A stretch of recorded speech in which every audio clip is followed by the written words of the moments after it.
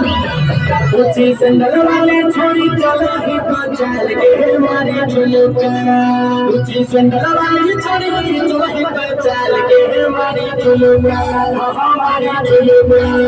कने के झुलुका वाला छोड़ी रंजन झुलुका कने के झुलुका वाला छोड़ी रंजन झुलुका सामान भला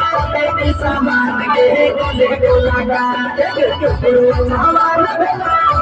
सामान के बोले गोलका बोले गोलका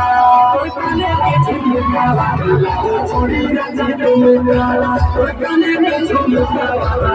छोड़ी रंजन झुमका